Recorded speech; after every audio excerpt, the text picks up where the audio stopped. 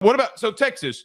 Yeah. So Joe, we've been talking about them. What are their keys for victory? What do you think Texas has got to do to I don't want to say slay the giant because they that's not far off though. It's not far off. No, but Ohio State. This isn't the giant.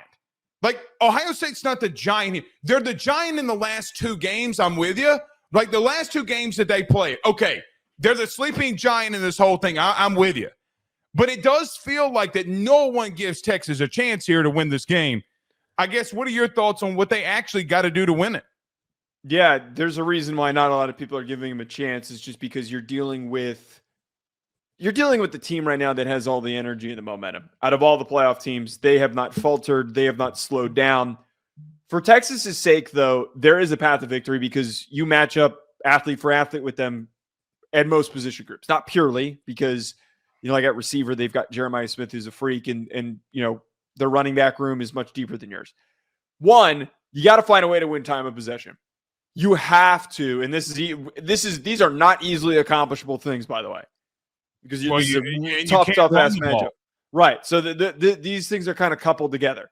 You got to try to find success on the ground, no matter what. And I know that it sounds impossible, knowing the struggles that they've had in spurts this year, and they're going up against a team with a really good run defense with just really good defensive linemen. You have to keep that Ohio State offense off the field. They are producing success at a ridiculous clip.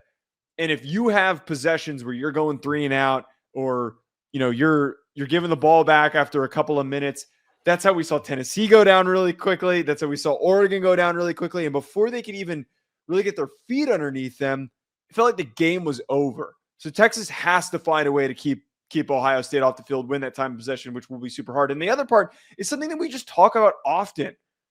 Quinn Ewers needs to be decisive, but not overly aggressive. Like, he needs to play his best game. He needs to be mistake-free. We can't see the version of Quinn Ewers where he turns the ball over. We just can't. He can't take a strip sack. He can't throw an interception. This is not the team.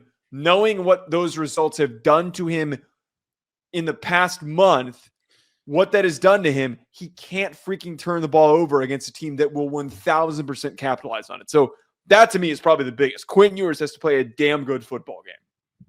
Joe, number one, we'll get to offense. We talk about their offense so much. Mm-hmm. But defensively, I got to start there with them. I'm assuming that I'm going for broke and that Ohio State's going to come out and start throwing the ball around on me. I'm going for broke. Early downs, first, second down, we're bringing it. Because I don't know of another way. I think that you can get to Will Howard. Colin Simmons can get to Will Howard. Fact. I know that he can. I also know that Anthony Hill has been used in unique situations to also get to the quarterback. He can get home. Joe, they got to try to rattle Will Howard. I don't know if he's rattleable. That's not even a word, but I don't know if he is or if he isn't, because I think that he has responded actually really well. When he's thrown an interception, he'll come right back and he'll start firing. The kid's got a lot of confidence in himself. Even if you can't, you got to get him down the ground and keep him off the field. Third down is the way for Texas to win. It's the only way. They got to get him off the field. Like you said, that is the number one thing that they have to do. There's no other path to victory here if you can't keep a very successful offense off the field. Yeah. What have great offenses, the explosive ones? What year do you want to go to? 2018, 2019, 2020, 21, 22? Which ones do you want to do? What if every close game or games that those teams have lost with big-time offensive firepower, what do they all have in common? Joe, was the worst game on third down. Now, Ohio State has had some issues in third down. Joe, coming into the playoffs, and even now, they're around 35 to 40 because they fluctuate per game with nobody playing on third down conversions. If you can stop them on these early downs and get after Will Howard, that is their best chance to keep this offense sustained. By the way, 2 losses for Ohio State. What do both of them have in common? It's their worst games on third down. I know this sounds crazy, Joe, but you got to go for broke. You have to be the riverboat captain. Right? You have to be. We're going for broke. or the riverboat gamblers, what I probably should have said. You got to go for broke, get after them early. Here's another thing for Texas that I look offensively. I'm with you on Quinn. I don't know if Quinn can do it. Now, I've seen Quinn go into Alabama 2 years ago and win a game in a hostile environment. So what did you do in that one? Joe, what did they do to go into Bryant-Denny to beat Alabama that had a really good defense 2 years ago? What did they do? They took shots. They attacked downfield. But what did they do early in the game? They threw screen. Completely took a defensive line out of a game plan. 5 yards, 5 yards, 5 yards, 5 yards. It's how they beat Bama 2 years ago. Then in the second half, they started taking shots when everybody's exhausted from running all over the place. It could also solve one big issue for Texas. The issue being that you can't run the football. Right? You throwing these screens, you're getting 5, 6, 7. Go back and watch that early part of the game. Screen. It was to Xavier Worthy, and then Xavier Worthy took the top off, and they won. You know who else was a really big factor in that game? Their tight end. Gunnar Helm, I'm going to him more often and early on critical situations. Joe, I think he can win that matchup. I do. I think the kid's underutilized. I really, really, really do. Sit him and stick in zone coverage. Get after it.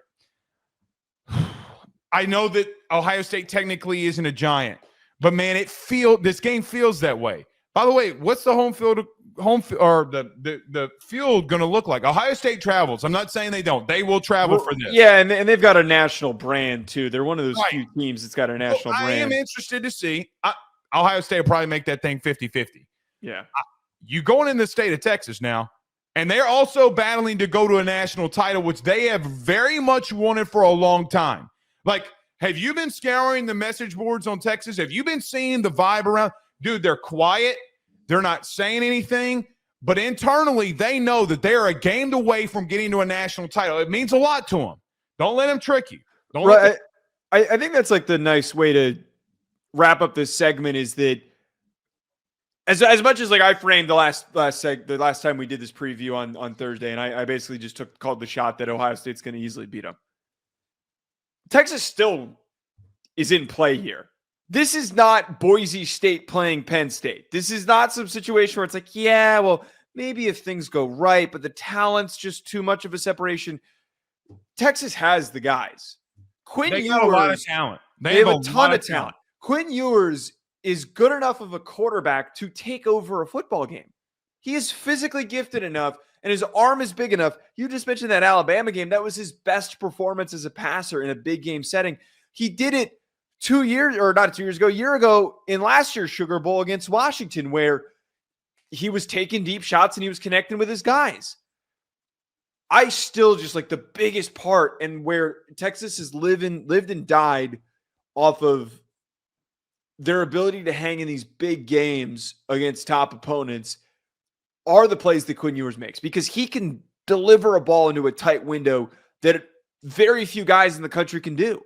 He just needs to alleviate, and he can't have the silly mistake. He can't. They're too often, and we're too used to, and it's embedded into every single preview that we do, is that the silly mistakes cost him. And that's why that you and I said, and we did a whole segment on, that Texas fans were pissed off at us for, and they should agree with us, because I think most of them should be smart enough to realize that they should have been starting Arch. But they got all upset that we said that we can't take him seriously because of Quinn, because of that silly decision-making. If he plays clean football, Blake, they win the game. If he is mistake-free and they're in a close football game, Quinn Ewers... That's not going to happen. I know, that's the problem. This is a extremely talented secondary that you're seeing. If he goes beatable out corners... I'm not going... Okay, he played it good against Michigan. So wait, but let me just add this last bit in there. The worst defensive performance by Ohio State this year, which was at the beginning of the year, we saw two receivers had great games. Tiz Johnson, Evan Stewart. Small, speedy, really quick, very like similar frame to Golden, to Isaiah Bond, to that whole receiving room. So all I'm saying here is that if Quinn Ewers plays good football, there's a mismatch here potentially for that Ohio State secondary that they didn't do well against last time. We're going